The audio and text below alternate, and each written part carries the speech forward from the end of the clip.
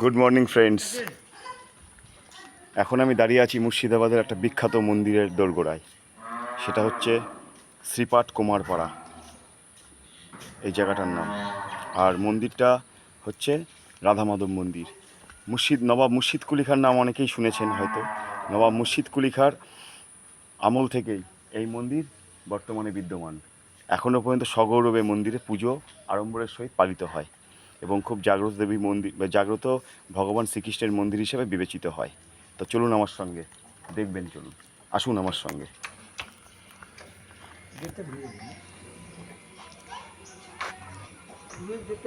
হুম,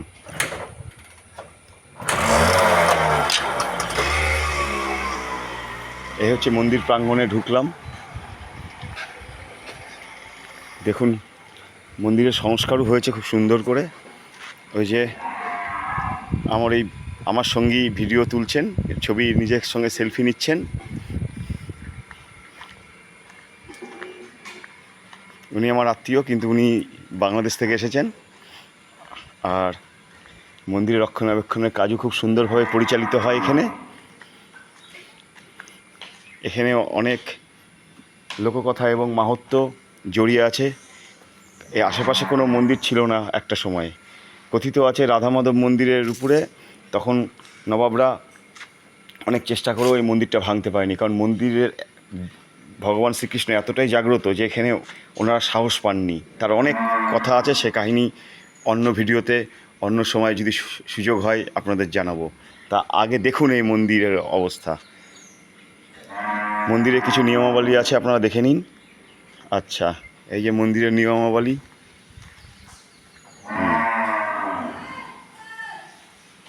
চলুন এবার জুতো খুলে নিয়ে প্রভু শ্রীকৃষ্ণের নাম করে আমরা ঢুকি মন্দিরে। চলুন, আসুন, দেখুন। হরে কৃষ্ণ কৃষ্ণ কৃষ্ণ হরে হরে, হরে রাম হরে হরে হরে।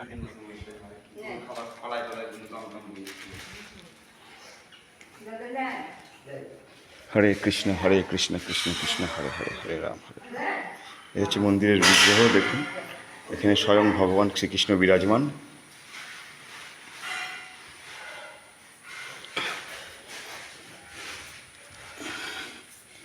হরে কৃষ্ণ।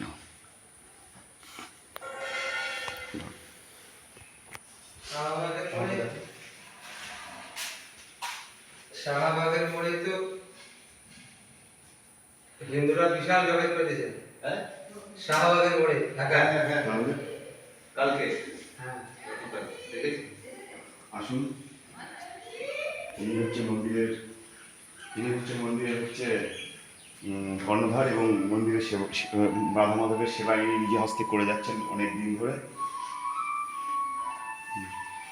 তা আসুন আমরা একটু এদিকটা দেখি।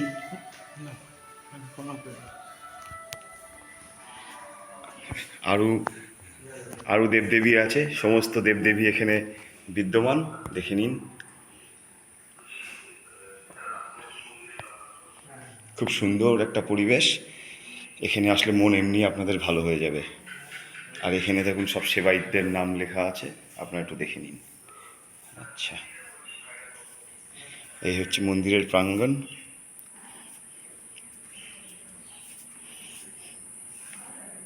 আর ওই দিকে ওখানে হচ্ছে মন্দিরের সেবার রান্নাঘর। সেটা পরে আসছি দেখতে, আসুন আমার সঙ্গে।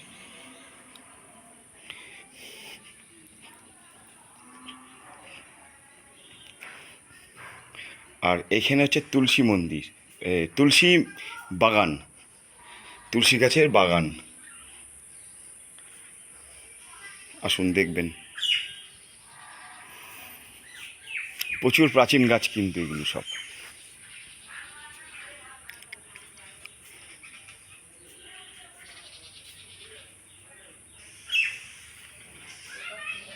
এই হচ্ছে তুলসী বাগান।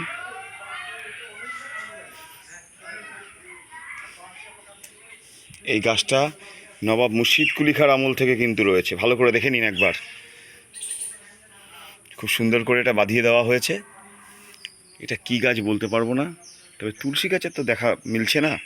তো যাই হোক, এটা তুলসী গাছ কিনা আমি নিজেও জানি না। এবার জিজ্ঞাসা করলেই জানা যাবে এটা কী গাছ।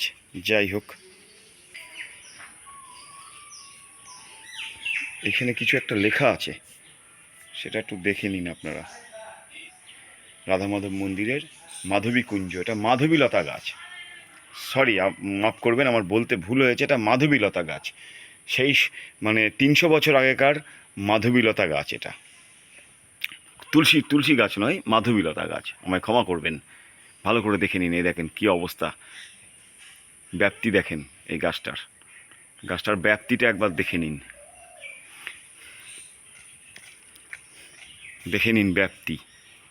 এই দেখুন, এই যে এই পাশে আসলাম, এবার দেখে নিন ব্যাপ্তিটা। সো বন্ধুরা, অ্যাডভেঞ্চার পিকেতে আপনাদের স্বাগত।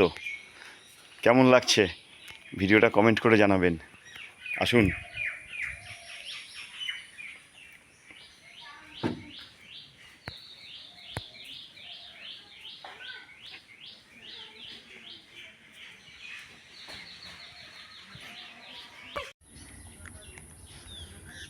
এই দেখুন মতিঝিল,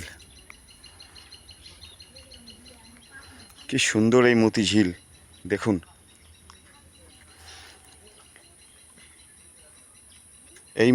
এই মতিঝিল নামকরণ কেন হয়েছে সেটা অনেকে জানেন, তবুও বলে দিই। মতিঝিলটা হচ্ছে নবাব সিরাজদৌল্লার হচ্ছে মাসির নাম ছিল। মাসির নাম অনুসারে ঘসিটি বেগম এই মতিঝিলের ওই সামনে যে দ্বীপের মতো দেখছেন, ওইখানে হচ্ছে ঘসিটি বেগমের হচ্ছে প্রাসাদ ছিল। উনি মতির চাষ করতেন এই ঝিলে, তাই জন্যই নাম হয়েছে মতিঝিল। তা অ্যাডভেঞ্চার ক্রিকেটে আপনাদের স্বাগত। যদি ভিডিওটা ভালো লেগে থাকে তাহলে পরে সাবস্ক্রাইব অবশ্যই করবেন এবং কমেন্ট করে জানাবেন কেমন লাগলো। তো কে মতিঝিল দেখেছেন সেটাও কমেন্ট করে জানাবেন। তাহলে আসছি আবার পরের ভিডিওতে।